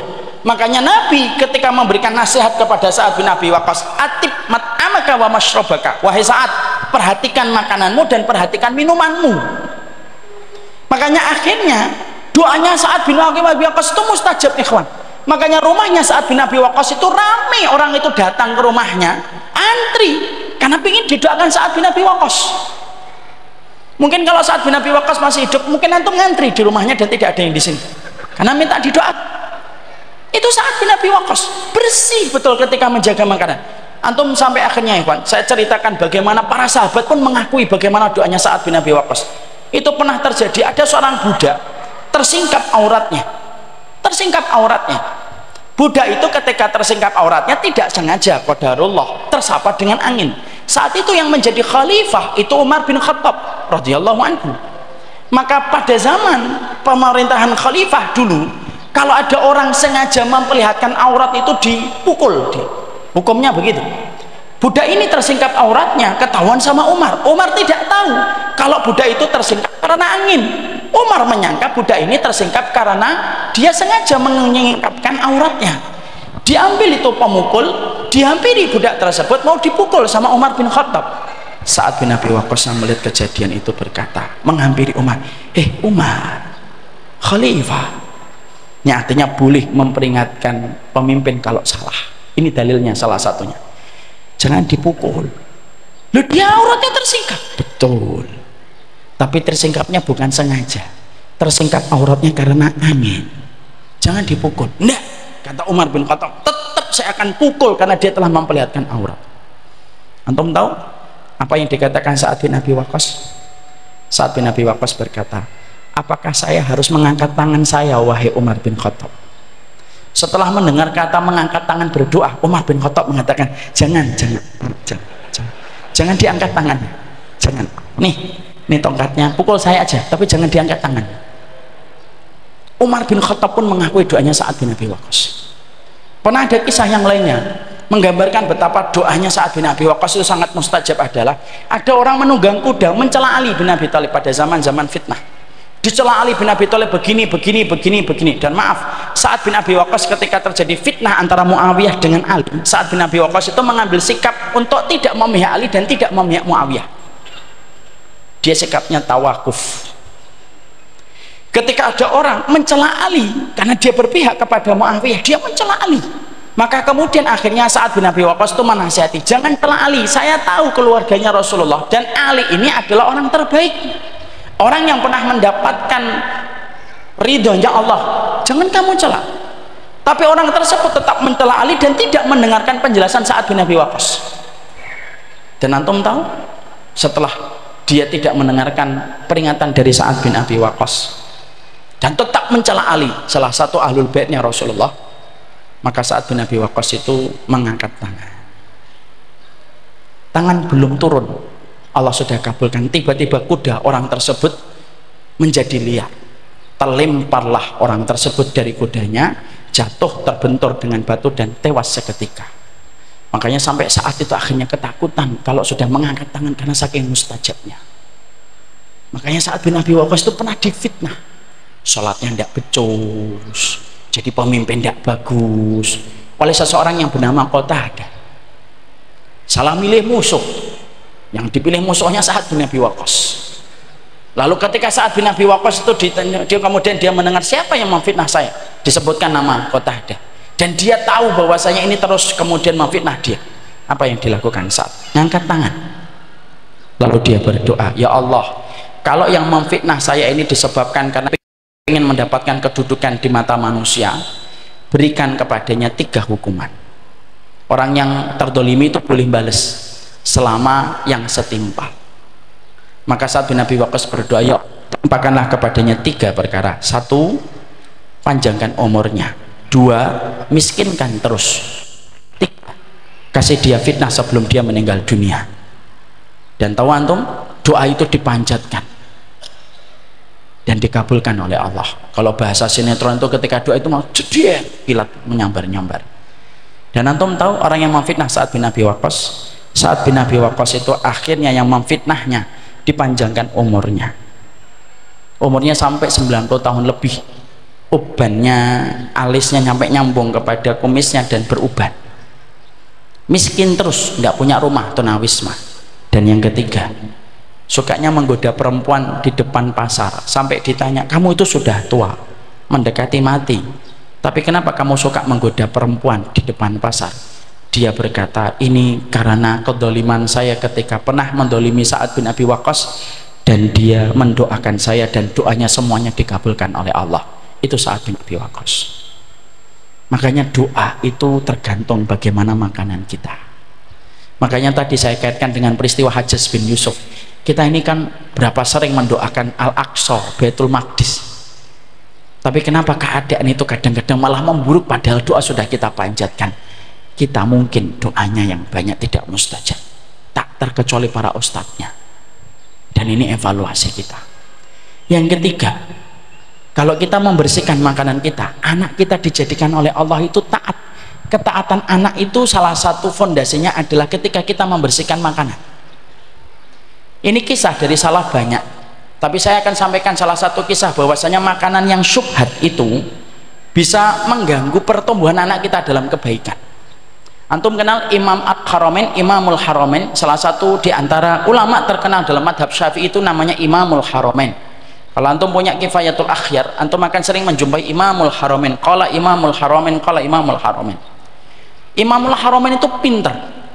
Tapi salah satu di antara kekurangannya Imamul Haramain itu apa? Kalau ngomong itu gagap, padahal pintar. Kalau ngomong sampai ada orang bertanya sama dia, kenapa ngomongnya kayak gitu wahai imam kami, padahal engkau cerdasnya luar biasa. Imamul Haramain menjawab, ini gara-gara air susu dari wanita budak yang aku minum, padahal itu adalah air susu yang tidak halal atau syubhat bagiku. Bagaimana kisahnya? Imamul Haramain menceritakan, dulu ketika waktu kecil bapak saya itu menjaga saya bersama ibu saya, dan bapak saya sudah memberikan perintah, jangan susui anak kita ya, kecuali air susu darimu, jangan kamu susukan kepada siapapun. dan jaga anak kita supaya tidak nyusu kecuali kepada dirimu, karena aku tahu makanan yang aku berikan kepada dirimu, dan aku tahu saripati dari makananmu ketika menjadi air susu yang dihirup anak kita. Ya, sang ibu sudah menyanggupi. Satu waktu ibunya Imamul Haramain pergi ke pasar, mendapati anaknya lagi tidur, tidak tega menggendongnya, diletakkanlah anaknya kecil itu Imamul Haramain di rumah. Keluar, apalah daya tanpa disadari oleh ibunya, ketika baru beberapa langkah dia keluar, anaknya nangis. Tangisannya semakin keras, tangisannya semakin keras, terdengar sama budak di sebelah rumahnya orang tua Imamul Haramain. Padahal budak ini miliknya tetangga, bukan miliknya bapaknya Imamul Haramain. Budak itu tidak tega, mencoba untuk membuka pintu dan tidak terkunci. Masuk ke dalam rumah Imamul Haramain yang masih kecil, digendong anak tersebut, disusui dengan susu seorang budak, yang mana budak itu bukan miliknya bapak Imamul Haramain, tapi miliknya tetangga. Padahal kalau budak, berarti apa yang bermanfaat dari budak itu harus minta izin dulu kepada pemiliknya. Akhirnya kemudian Imamul Haramain itu cukup kenyang, dia menyerap air susu itu. Bapaknya datang, dan ketika bapaknya datang kaget, loh, kamu ini kan budak sebelah, kenapa kamu berikan air susu kepada anak saya? Budak itu mengatakan, saya kasihan pak. Lu bukan masalahnya kasihan, kamu ini budaknya orang di sebelah, dan saya tidak boleh mengambil apapun dari dirimu kecuali minta izin dulu kepada tetanggaku, tetapi kamu justru memberikan air susumu kepada anak saya. Lalu Imamul Haramain berkata, dari air susu syubhat itulah Allah itu sampai memberikan kepada saya gagap ketika bicara. Sampai urusan semacam itulah dalam Islam kalau sudah memperhatikan masalah makanan. Makanya saya cukup terenyuh pernah saya mendapati sebuah kisah nyata. Dalam kisah nyata itu ada seorang ustadz di Bandung cerita sama saya. Ustadz ini punya pondok di Jawa Barat. Ada satu santri yang nakalnya luar biasa semenjak pertama kali masuk. Pelanggarannya berat, dan digundul berkali-kali. Maaf ya, bapak kalau dapetin ada santri kok gundul, jangan malah komentarnya, wah keren banget ya kamu gundul. Salah, itu pelanggaran, dan itu pelanggaran berat. Dia sering langgar terus, sampai akhirnya para ustadz di kesantrian ketika mendengar itu, para ustadz di kesantrian itu akhirnya bicara, ustadz kepada pemimpin pondok pesantren tersebut, ustadz ini anak ini tuh nakalnya luar biasa, kami sudah tidak kuat ustadz, sudahlah keluarkan dari pondok.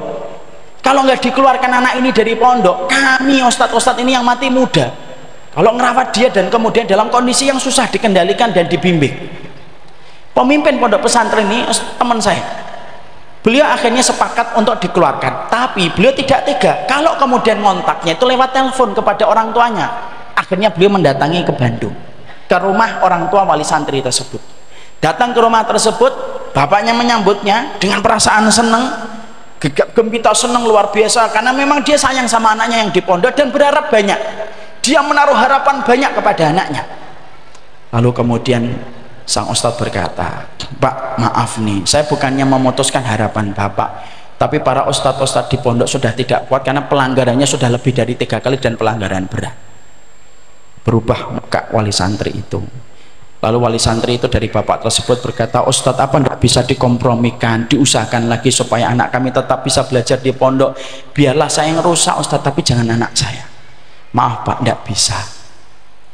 Sebelum beliau pamit, tiba-tiba Ustadz ini, pemimpin pondok pesantren ini, tiba-tiba itu pengen bertanya. Dia lupa profesi bapak ini apa. Tiba-tiba kayak Allah itu membimbing dia untuk nanya, maaf Pak, ngomong-ngomong saya lupa baca biodatanya bapak ketika dulu daftarin anak bapak di pondok. Bapak itu profesinya apa? Lalu bapak itu menjawab, profesinya adalah profesi, salah satu profesi yang sudah difatwakan para ulama itu jatuh dalam perkara haram. Oh, profesinya itu. Kemudian tiba-tiba pemimpin pondok pesantren ini, teman saya ini berkata, Pak, saya punya tantangan ekstrim. Kalau bapak nyanggupin, saya bersedia untuk menjadi bentengnya anak bapak supaya tidak dikeluarkan dari pondok. Tapi selama bapak menyanggupin saya untuk memenuhi tantangan ekstrim saya. Bapak itu, oh insya Allah Ustaz, apapun yang Ustaz minta, akan saya penuhi selama kemudian anak saya tidak dikeluarkan. Siap Pak? Siap. Saya minta satu Pak, Bapak resign dari pekerjaan Bapak, ganti dengan pekerjaan yang lainnya. Kalau Bapak siap menerima tantangan saya, insya Allah saya akan siap menanggung apapun beratnya dan sulitnya untuk mendidik anak Bapak. Tapi satu, saya cuma minta satu, bersihkan makanan Bapak dan profesinya Bapak. Profesi sesuatu yang tidak ringan. Bapak itu mikir lama dan berkata, kasih waktu 3 hari Ustaz. Alhamdulillah beliau mengatakan 3 hari. Kalau 3 tahun kan lama benar. Waktu 3 hari. Akhirnya 3 hari. Dan beliau menyatakan kesanggupan. Ustaz, bismillah, siap, saya resign, saya urus resign pekan ini. Beliau memperbaiki, akhirnya beliau sempat kalang kabut ketika mencari pekerjaan. Sampai akhirnya beliau mendapatkan profesi, memang tidak sebanyak yang pertama, tapi akhirnya beliau mendapatkan rezeki. Tahu antum, seiring ketika bapaknya memperbaiki urusan apa yang dia kirimkan untuk anaknya di pondok, seiring anak itu mulai berubah. Dan Ustadz itu berkata, Ustadz tahu nggak, anak itu sekarang sudah hafal 30 juz, dan anak itu sekarang menjadi ustadz di kesantrian, di tempat dulu para ustadz-ustadznya memusuhi dia ketika menjadi santri. Dan itu kisah nyata. Jadi kalau anak kita kok susah dikasih, pakai jilbab, nah iya, hari gini pakai jilbab, emang enggak tuh banyak orang ngomong jilbab tidak wajib, contoh, tapi kebangetan yang ngomong kayak gitu. Allah kok dilawan. Kalau ada yang mengatakan kayak gitu, jangan buru-buru nyalain anak. Jangan-jangan ada makanan nyempil yang masuk ketika kita suapkan, ketika makanan itu masuk ke dalam mulut anak kita, tak masuk, set, syaraf ketaatan dia padam seketika ketika sudah makan dari sesuatu yang haram. Kok anak kita ajak, ayo sholat, sholat lagi, kapan liburannya? Kemarin kan sudah gitu. Bisa jadi itu ada makanan haram yang kemudian diperoleh anak itu sampai akhirnya dia sulit untuk mendapatkan ketaatan. Makanya memperbaiki makanan dan profesi itu memperbaiki kualitas anak. Makanya kalau orang barat itu tidak memperhatikan itu. Barat itu kalau masalah parenting selalu menceritakan macam-macam, tapi tidak ada yang mengatakan tentang profesi. Kenapa? Orang barat itu hanya berdasarkan pengamatan, bukan berdasarkan iman dan wahyu. Dan itu yang ketiga. Yang keempat ya, yang Allah akan berikan kepada kita kalau kita akhirnya dalam kondisi menjaga amal, menjaga makanan kita, ketaatan kita itu bertambah seiring dengan kita memperbaiki makanan kita. Allah menyampaikan dalam surat Al-Anbiya, ya ayyuhar rusulu kulu minat thayyibati wa'malu sholihah. Wahai para rasul, makanlah yang baik dan beramal sholih. Kenapa para nabi dikasih nasihat itu, wasiat itu dua, makan yang baik, beramal sholih? Karena sesungguhnya makanan kita berpengaruh terhadap amal kita. Makanya orang yang mereka mendapatkan dirinya kok susah melakukan ketaatan, susah melakukan kebaikan, tidak ada evaluasi kecuali evaluasinya terhadap makanan. Maka inilah yang menjadikan kita akhirnya paham halal itu konsekuensi, bukan opsi dalam kehidupan kita. Maka dia bukan lifestyle. Jadi mendapatkan pekerjaan halal itu bukan lifestyle, bukan tren hidup, tapi mendapatkan makanan yang halal dan profesi yang halal itu merupakan cermin posisi kita di dunia dan di akhirat kita. Kalau satu gigitan buah yang dimakan Nabi Adam sudah pantas mengeluarkan Nabi Adam dari surga, apalagi ketika kita menumpuk-numpuk makanan menjadi bagian dari tubuh kita, dan itulah merusak kehidupan akhirat kita. Para ulama sampai mengatakan, orang yang makanannya halal tapi ibadahnya hanya yang wajib, tidak mengamalkan yang sunnah, itu jauh lebih baik daripada orang yang mengerjakan perkara yang wajib dan sunnah tetapi makanannya banyak yang syubhat. Dan itulah yang menjadikan kita mengerti, saya, bapak, ibu kalau ingin bertanya apa perkara yang harus kita perhatikan ketika kita menetapkan jalan kita menuju kepada akhirat, salah satu di antara banyak yang kita harus perhatikan setiap suapan yang kita berikan kepada diri kita dan anak kita. Makanya Pak, Kalau suaminya, kalau istrinya bapak kok selalu memperingatkan bapak untuk tidak ngambil yang haram, berarti bapak beruntung, karena istri kita itu sudah mencontoh para wanita terbaik pada pendahulunya. Para wanita terbaik pada para pendahulu kita itu selalu ngomongnya apa kepada suami? Nasbir alal jau wala nasbir alan nar. Wahai suami kami sabar kalau kami lapar, kami tidak sabar kalau apa yang kamu bawa untuk kami itu menyebabkan kami nanti dimasukkan ke dalam neraka. Dan maaf ibu ini berpengaruh besar terhadap baik dan buruknya suami ketika mencari harta. Kalau wanita sudah qanaah dengan apa yang diberikan suami, maka walaupun tawaran dan godaan kepada suami itu besar, tapi selama dia ingat istrinya tidak pernah menuntut macam-macam, pasti sang suami mampu menampik yang haram. Dan itulah yang menjadikan kita mengerti, lambungmu adalah akhiratmu. Barakallahu fikum. Ini yang kita sampaikan pada kesempatan ini. Senang sekali akhirnya kita berjumpa kembali dan membahas tentang masalah makanan, masalah yang cukup besar pada kehidupan kita, dan semoga pulang dari sini tidak ada evaluasi kita kecuali adalah memperhatikan unsur makanan dan minuman kita, serta memperhatikan profesi yang kita lakukan pada kehidupan kita. Ini yang dapat saya sampaikan. Diingatkan tinggal 5 menit lagi, dan itu pun sudah 7 menit yang lalu mengingatkan, berarti sudah kelewatan sekitar 2 menitan, dan saya kembalikan kepada beliau kembali.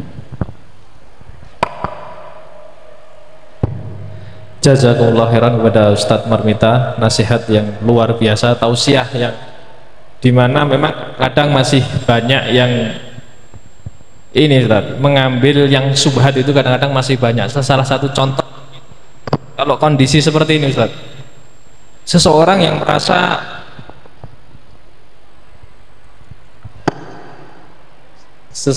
merasa ini kadang ekonominya kurang, sehingga dia beranggapan bahwa contoh itu ya, ketika seseorang di hutan kemudian tidak ada makanan lain kecuali babi, maka babi itu dimakan Ustadz. Nah ini kadang-kadang dipraktekkan di dunia, tidak di hutan, maksudnya di lingkungannya, karena beranggapan dia merasa susah hidupnya sehingga menemu sesuatu yang itu subhat dia makan. Kalau seperti itu bagaimana Ustaz? Iya. Kadang-kadang banyak orang itu memiliki dalil tetapi salah penempatan dalilnya. Saya jadi teringat kepada apa yang terjadi kepada Imam Abu Hanifah. Imam Abu Hanifah itu ikhwan pernah mendapati ada pemuda itu ngambil buah, mencuri buah dari pohon. Dikejar sama Imam Abu Hanifah, tapi pemuda ini cukup cepat jalannya. Setelah agak jauh dari Imam Abu Hanifah, ternyata pemuda itu memberikan buah-buah yang dia curi dari pohon satu rumahnya orang. Sebagian dari buah-buah itu diberikan kepada orang-orang fakir miskin di pinggir jalan. Imam Abu Hanifah kaget, loh, malah sedekah. Dikejar lagi sama Imam Abu Hanifah, akhirnya ketangkap. Ketika ketangkap, Imam Abu Hanifah ngomong, kenapa kamu mencuri buah lalu kamu sedekah? Lalu pemuda itu tidak mengenal Imam Abu Hanifah. Pemuda itu berkata, jangan nyalain saya dulu, dengerin dulu. Kalau saya nyuri itu saya mendapatkan dosa 1, tapi saya sedekah setelah itu, dan sedekah itu dilipat gandakan oleh Allah sampai 700 kali lipat. Berarti 700 dikurangi 1 masih 699. Jadi tolong jangan salahin saya, karena saya walaupun mencuri saya sudah kemudian sedekah. Imam Abu Hanifah geleng-geleng dan berkata, innallaha thayyibun wa la yaqbalu illa thayyiban. Allah itu baik dan tidak menerima kecuali yang baik. Kamu sedekah dari yang haram tak mungkin diterima sama Allah. Apa korelasinya dengan pertanyaan beliau tadi? Korelasinya adalah orang itu kadang-kadang memiliki dalil tetapi prakteknya salah. Mengatakan bahwasanya ini kalau nggak dimakan nanti sebagaimana saya itu kalau mendapatkan di hutan tidak ada babi. Ikhwan, pertanyaannya, kalau antum tidak mengambil yang haram, apakah kita mati atau tidak mati? Tidak pernah ada kisah dalam kehidupan manusia di atas muka bumi orang yang menolak dari yang haram kemudian dijadikan oleh Allah mati kelaparan. Tidak ada. Pasti Allah akan kirimkan. Bukan hanya kita ikhwan, lu sampai masalah hewan pun itu tidak ada yang dijadikan oleh Allah itu mati kelaparan. Pernah melihat kisahnya Malik bin Dinar? Malik bin Dinar itu memberikan kisah dari seekor kucing ketika mendapatkan dunia dan rezeki yang ditetapkan oleh Allah. Malik Dinar lagi makan, tiba-tiba ada kucing. Kemudian Malik Dinar lagi makan daging, kemudian dipotongkan daging yang dimakan sama Malik bin Dinar dikasihkan kepada kucing. Insya Allah ya, para ulama salaf itu sampai binatang aja lembut. Kalau antum mungkin udah ditendang-tendang, dikasih kasih daging. Ketika dikasih daging, Imam Malik bin Dinar melanjutkan makannya. Ketika dia mau melanjutkan makanannya, dia tertarik, kok kucing itu nggak makan daging yang dia berikan, kucing itu malah membawa daging itu keluar. Imam Malik bin Dinar menghentikan makanannya, diikuti kucing tersebut. Keluar dari rumahnya Malik bin Dinar masih diikutin, tanpa kucing itu sadar kalau diikuti sama Malik bin Dinar yang memberikan daging tersebut. Sampai akhirnya kucing tersebut berhenti di depan sebuah lubang, diletakkan daging itu di depan lubang. Loh, Malik bin Dinar itu mikir, loh, lubang itu ada apanya? Kok ada kucing dikasih daging? Fitrahnya kucing itu makan daging. Kok kucing itu meletakkan daging itu malah di depan lubang? Baru saja ada pertanyaan yang terjadi dalam dirinya Malik bin Dinar, Allah yang ngirimkan jawaban. Keluar dari lubang tersebut itu ular tua, kelihatan dari kulitnya dan matanya buta karena ular itu kebingungan. Dia hanya mencoba untuk kemudian meraba mana daging yang diletak. Akhirnya dia mendapatkan daging itu, dimakan daging itu, masuk kembali dia ke dalam lubangnya. Dan kucing itu ketika melihat kejadian tersebut, kucing itu langsung pergi dan meninggalkan ular tersebut dengan daging yang baru dia dapatkan. Antum tahu ikhwan, kucing dengan ular itu tidak bersahabat. Pernah nggak dapetin kucing dengan ular kemudian sahabatan, bermain-main, gulung-gulung? Tidak ada. Karena fitrahnya kucing dengan ular itu bermusuhan. Tapi Malik bin Dinar menceritakan itu dalam kitab para ulama salaf itu berkata apa? Kalau rezekinya ular di dalam lubang, Allah kirimkan melalui mulutnya kucing yang di dalam mulutnya itu sudah ada daging. Allah matikan fitrahnya kucing untuk makan daging itu supaya daging itu bisa diserahkan kepada ular tua yang buta. Lu sampai sedetail itu Allah itu memikirkan bagaimana hajat setiap makhluknya. Tidak mungkin ada orang ketika dia menampik yang haram kemudian dijadikan oleh Allah itu mati kelaparan. Saya tidak pernah melihat itu. Kalau antum pernah dapatkan ada orang menahan dari yang haram kemudian mati kelaparan, tunjukkan kepada anak. Nanti kita umroh bareng-bareng. Bayar juga atau saya bayarkan? Karena pasti tidak ada. Makanya disitulah kita mendapati tidak mungkin ada orang kemudian beralasan, ini kalau nggak saya ambil yang haram ini, saya nanti kemudian mati kelaparan. Tidak mungkin itu. Allah tidak mungkin meninggalkan hambanya, karena Allah itu memiliki sifat rahman, dan sifat rahman itu berlaku baik itu beriman dan tidak beriman. Tapi ingat, Allah juga memiliki sifat rahim, dan sifat rahimnya Allah itu kepada orang yang beriman. Allah alam bisawab. Paham Ustaz? Itu tadi pertanyaan dari jamaah atau curhatan hati antum? Curhatan ya, insyaallah. Oke, jazakallahu khairan. Jadi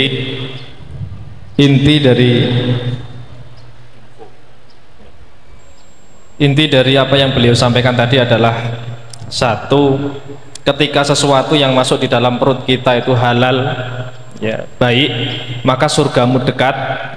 Yang kedua, doamu terdengar oleh Allah Subhanahu wa taala. Selanjutnya, anakmu taat dan taatmu kepada Allah bertambah. Dan ini nanti kalau yang mau melihat siaran ulangnya bisa dilihat di live streamingnya Angkringan Dakwah dan GNB. Kalau GNB itu di YouTube, ya di YouTube bisa dilihat nanti. GNB itu apa? GNB itu Guru Ngaji Berdaya. Masya Allah. Gitu ya, Guru Ngaji Berdaya. GNB. Namanya luar biasa. Ya, dan ini mohon maaf untuk pertanyaan ditiadakan, Dad. Saya wakili tadi, Dad. Iya. Kelihatan dari jamaahnya itu terpancar kefahaman yang luar biasa. Alhamdulillah. Dan ini terakhir mungkin kita minta doa, Ustaz, untuk penutupan doa dari antum untuk kebaikan kita bersama, Ustaz. Amin ya Rabb.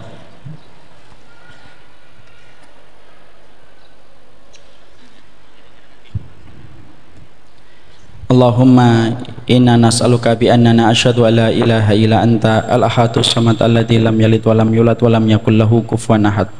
Allahumma sholli ala Muhammad wa ala ali Muhammad kama shallaita ala ali Ibrahim wa ala ali Ibrahim innaka Hamidum Majid. Allahumma ighfir lana wa li ikhwanina alladziina sabaquna bil iman. Rabbana wa la taj'al fi qulubina ghillan lil ladziina amanu innaka ra'ufur rahim. Ya Allah, ya Rabb yang kami sembah dan kami bergantung kepadamu dalam setiap urusan kami. Ampunilah dosa-dosa kami, kesalahan-kesalahan kami, kemaksiatan-kemaksiatan yang pernah kami lakukan, baik yang kami kerjakan secara terang-terangan atau ketika kami pandai untuk menyembunyikan. Ampunilah dosa kami ya Allah. Bersihkanlah dosa-dosa kami sebagaimana Engkau membersihkan kotoran dengan air yang putih dan air hujan yang membersihkan dan mensucikan. Bersihkanlah dosa kami ya Allah sebagaimana Engkau membersihkan dosanya Nabi Adam dan Hawa. Ya Rabb yang kami sembah, apabila ada di antara kami diberikan kelapangan, rezeki yang lapang, jadikanlah diri kami hamba yang bersyukur sebagaimana Nabi Sulaiman yang bersyukur dalam setiap urusan kelapangan harta dan kebaikan yang mereka dapatkan.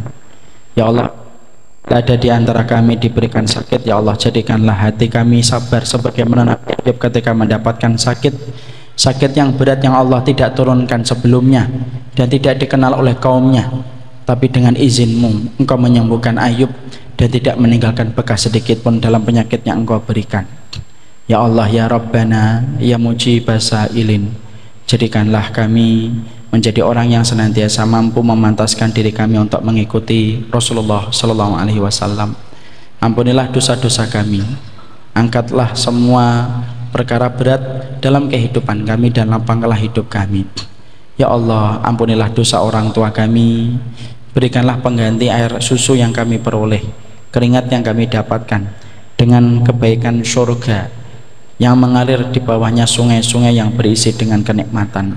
Berikanlah kepada ibu kami tempat tertinggi di surga-Mu, berikanlah kepada bapak kami tempat yang tertinggi dalam ridho-Mu ya Allah, karena sesungguhnya kamilah yang menjadi saksi atas ketulusan dan kebaikan mereka ketika mereka mendidik kami sampai kami hari ini. Ya Allah, apabila orang tua kami Engkau masih sisakan hidup untuk menemani kami sampai hari ini, sehatkanlah mereka ya Allah. Dan apabila Engkau mewafatkan mereka, wafatkanlah mereka dalam kondisi husnul khatimah.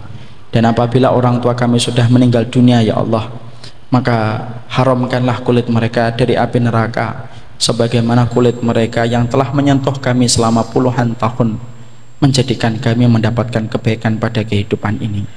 Ya Allah, jadikanlah kami menjadi hamba yang bertakwa, bukan hanya ketika nampak tapi ketika tersembunyi. Maafkanlah dan ampunilah dosa-dosa kami kalau kami pandai memperlihatkan kebaikan tetap pandai menyembunyikan dosa-dosa kami, maka dosa dan kekurangan kami.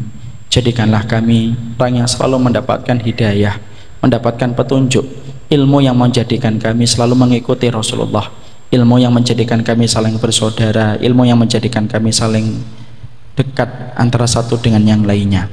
Ya Allah, jauhkanlah kami ilmu yang menjadikan kami bermusuhan. Terimalah amal kami ya Allah, sesungguhnya Engkau maha mendengar lagi maha mengetahui. Dan wafatkanlah kami dalam kondisi husnul khatimah. Bersihkanlah harta kami ya Allah. Kalau kami ada harta yang kotor, ada harta yang syubhat, baik yang kami sadari dan tidak sadari, tidak ada yang mampu mengangkat karang-karang dosa dan haram serta syubhat apa yang kami makan kecuali adalah Engkau. Ampuni kalau kami tidak mengetahui bahwasanya apa yang pernah kami kecap dan apa yang pernah kami makan adalah datang dari sesuatu yang haram. Ya Allah, jadikanlah kami menjadi orang yang bersih segala harta kami. Sederhanakanlah dunia kami, lapangkanlah rezeki kami. Sederhanakanlah dunia kami, lapangkanlah rezeki kami. Sederhanakanlah dunia kami, lapangkanlah rezeki kami. Wassallallahu ala nabiyyina Muhammad walhamdulillahi rabbil alamin.